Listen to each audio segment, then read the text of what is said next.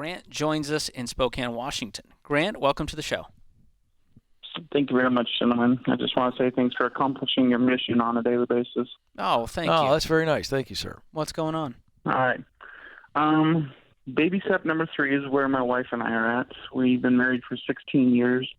We have 5 kids, and legal separation was proposed. She brought it up last night when we were talking. Ooh. We have $4,000 to the penny in our emergency fund right now.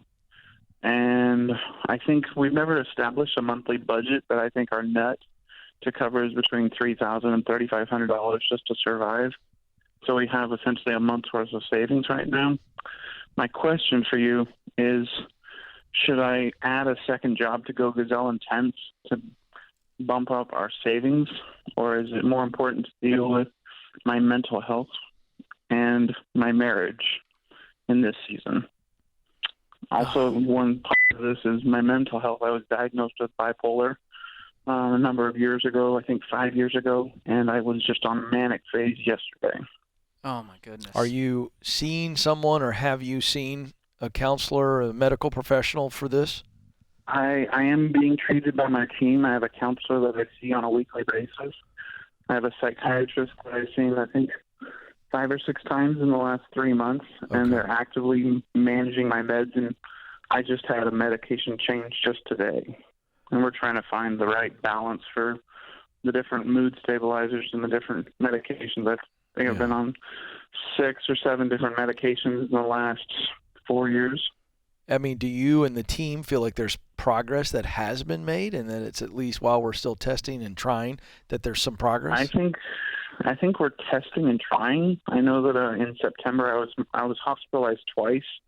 One was voluntary, the other one was involuntary, and it's been a hard life for my wife, just dealing with my moods. Yeah. And she's receiving counseling for herself individually over the last year, and she's not willing to go back to the relationship that we used to have, just because it was unhealthy. It's an unhealthy dynamic where she was trying to regulate my moods with behaviors that I don't know. Yeah. I don't want to be crass, but she would try and control me with sex by giving me what I wanted, and it was unhealthy. Yeah. Well, so to answer your question, you need to be focusing on your health and her health. Yes, sir. And want to see you get, that emergency fund where it needs to be, but we've got bigger issues at play right now. Yeah. I mean, a situation like this, if it's heading towards divorce, it turns a marriage into a business transaction. And so the goal at that point is to obviously protect the kids. That's the A1. And number 2 is to make this as little of a mess as possible with the finances.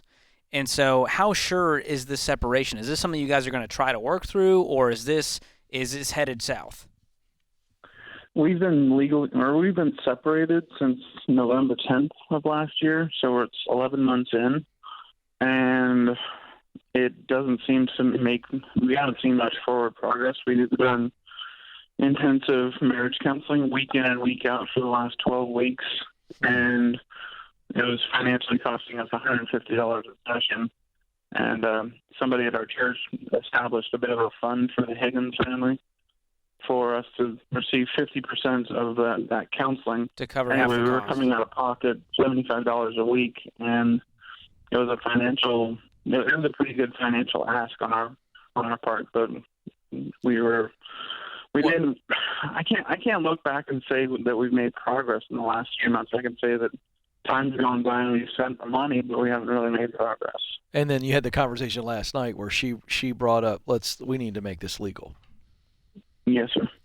So it doesn't look good. And no. And so at this point, again, the emergency fund, but you taking a second job, if you've got the health to do so, I don't think that's I don't know if it's a good thing or a bad thing, but bringing in more income during this season might be a right idea. But I certainly would check with your medical team on this to see, do they feel like this is, adding more work hours during this transition? Is that healthy for you? We can't speak to that. It feels like it may not be.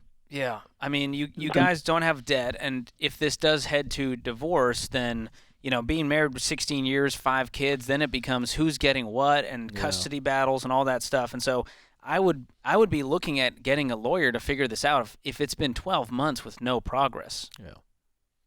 And so that's the sad it'll be reality. 12 months in 5 weeks, it'll be 12 months. So we're not on the 12-month mark yet, but we're almost to the 11-month mark. So it's like it's.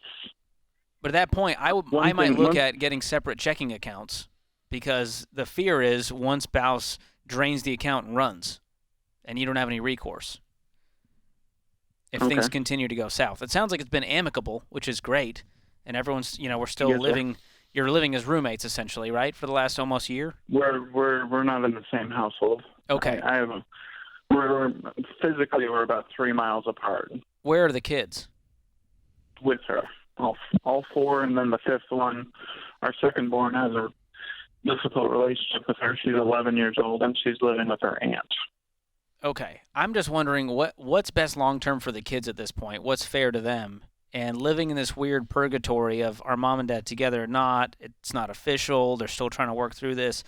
I'm just more worried about the kids than anything at this point. And so I would try to actually have some level of closure to whatever this is. It sounds like we need to just call it if you've been living apart for this long.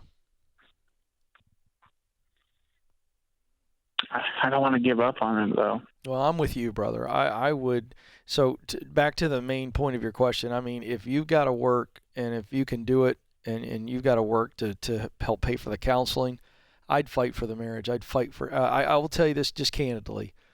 One of my closest friends in the world went through a divorce over a decade ago, and we were recently hanging out, and it was an amicable divorce.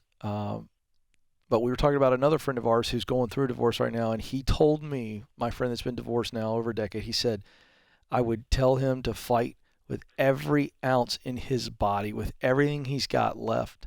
Fight.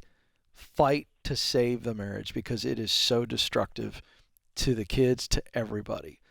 So I'm with you, man. I'd summon every ounce of strength I've got, and I would put some of that strength into you doing everything you can to get healthy, because a healthy you is the best chance we have of having a healthy marriage. But I'd fight. I think I hear what you're saying, and I want to fight. And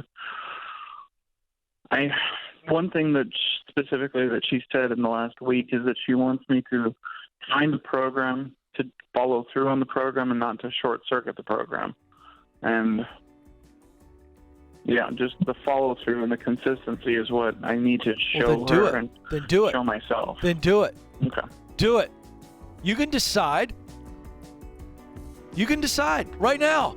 Do it. Show her. If you're going to fight, you want to fight, then I'd say, all right, babe, I'm going to do it. And I'm going to follow through and show you that I want our marriage to work. Hang on the line, Grant. We're going to send you a copy of Dr. John Deloney's book, Own Your Past, Change Your Future, so that we can continue to walk with you through this really tough situation. Thanks for the call. This is The Ramsey Show.